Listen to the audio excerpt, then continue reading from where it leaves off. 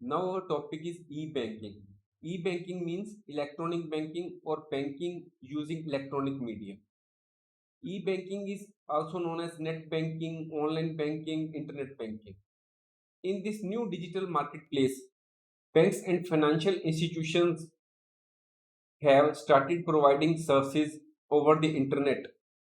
E-banking is a service provided by many banks that allows a customer to conduct banking transactions over the internet.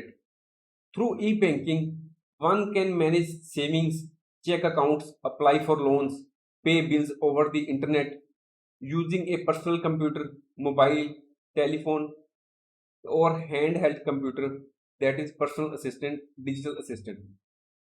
Whenever someone withdraws cash from an ATM machine or pays for groceries using a debit card or credit card, the funds are transferred via e-banking.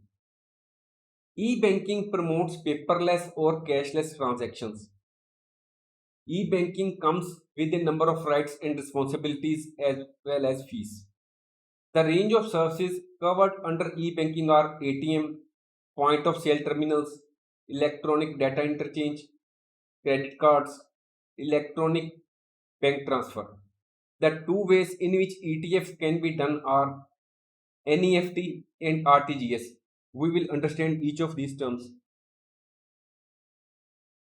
Now, what are the benefits of e-banking to the customers? E-banking is available 24 by 7. Next, it is very convenient for the customer to utilize e-banking as they are not required to visit the bank every time. They can make some of the permitted transactions from office or house or while traveling via mobile telephone. There is also no need to travel with cash. It provides great security to the customers as they can avoid traveling with cash. E-banking is quick and secure. Funds can be transferred between two accounts instantly by using NEFT, RTGS, or IMPS. Further, the account as well as the transactions are secured with password and unique user ID. E-banking has also improved the quality of the services. Customers are now more satisfied. The banks also stand to gain by e-banking because e-banking has also benefited banks.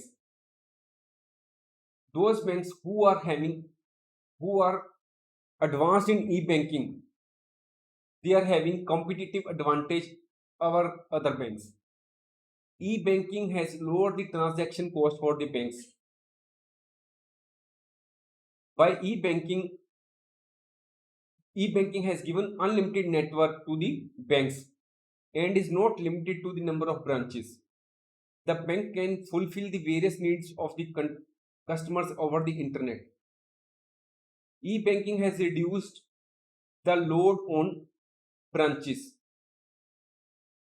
by establishing centralized database and by taking over some of the accounting functions. Now comes the main types of digital payments. First is banking cards. The customers can make digital payments for online transactions using debit card or credit cards. As per a report, 55% of United States consumers use credit card for online payments in 2021. Next type of digital payments is mobile wallet. In this case, an app, for example, Paytm or MobiKwik, is downloaded on the mobile. This digital or mobile wallet stores debit card or credit card information or bank account information in an encoded format. One can also add money to a mobile wallet. One can use this wallet to make payments and purchase goods and services. Next comes point of sale terminals. If you go to a shop, you may find this type of device. This is called point of sale terminal. It is a handheld device which reads banking cards. Here you can see this is the banking card. It may be credit card or debit card to make electronic funds transfers. The terminal typically displays a secure keypad. This is the keypad for entering PIN. This is the screen. And here, this is the point for capturing information from the cards. And this point of sale terminal requires an internet connection. Next comes internet banking. It is also known as internet banking or online banking. It is a digital payment system that allows the customer of a bank or financial institution to conduct financial and non-financial transactions through the internet. Customers can use internet banking for fund transfer, online bill payments, online shopping. We can transfer the funds by use of internet banking by following three methods, namely NEFT, RTGS, or IMPS. NEFT means National Electronics Fund Transfer. It is a mode of money transfer wherein you can transfer funds electronically from one bank account to another bank account. That is, if you are having account in SBI and you are to transfer the payment to another bank, say PNB, you will use NEFT.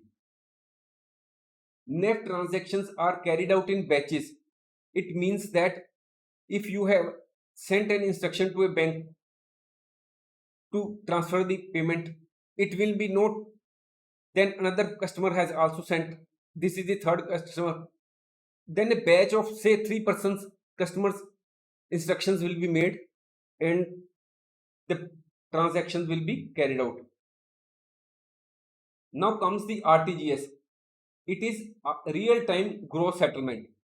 It is a funds transfer system in which transfer of money takes place from one bank to any other bank on a real time and on a gross basis.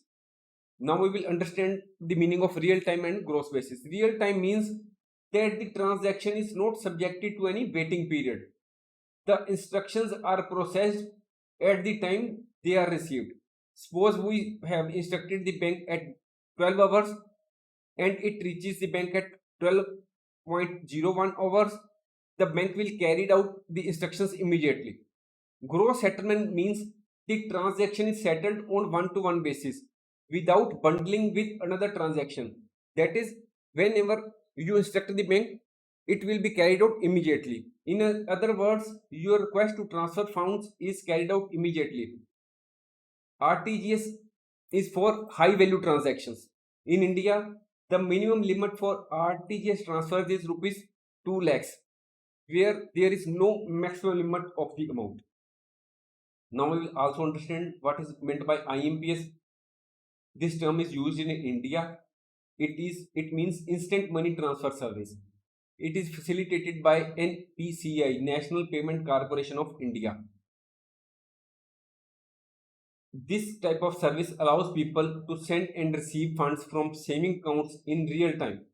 The service facilitates interbank transactions through mobile banking and internet banking. This service is available 24 by 7, 365 days. IMP charges are quite nominal. The maximum transfer limit of funds through IMPS is 5 lakhs. However, it may vary from bank to bank. While the minimum limit is usually rupees 1. However, the limit may vary from bank to bank. Now we will understand the meaning of micro ATM. Micro ATM is basically a mini ATM. It is a developed version of POS terminals. Micro ATM has advanced features like biometric scanner, that is fingerprint scanner attached to it. In the case of ATMs, cash transactions do not require human interaction, human intervention. That is, you will go to the ATM machine and you can withdraw the cash. But in the case of micro ATM, a person is appointed by the bank, which may be known as business correspondent. He will act as cash handling. In the micro ATM operations, the business correspondent manually accepts cash deposits from the customers, feeds the data in the system, and he also makes cash payments manually to the card holders, feeding the debit instructions to the customer account. Micro ATM can be carried by a bank representative or authorized agent at remote locations or rural areas. So you can observe that micro ATM is only a mini version of the big ATM, where a person called bank representative helps you in withdrawing or depositing the cash. Basically, it is for the rural areas which where ATMs are not located, and they will get the facility of cash withdrawal or depositing of cash. For the micro ATM, we don't have to depute security guard. We do not have to take a premises on rent. There is no need of electricity charges to be spent. There is no need of any maintenance on AC or extra. However, the deposit or withdrawal of money is possible only when the business correspondent is available along with the micro ATM. Thanks for watching. If you like our course, please spare some time to give a star rating to our course.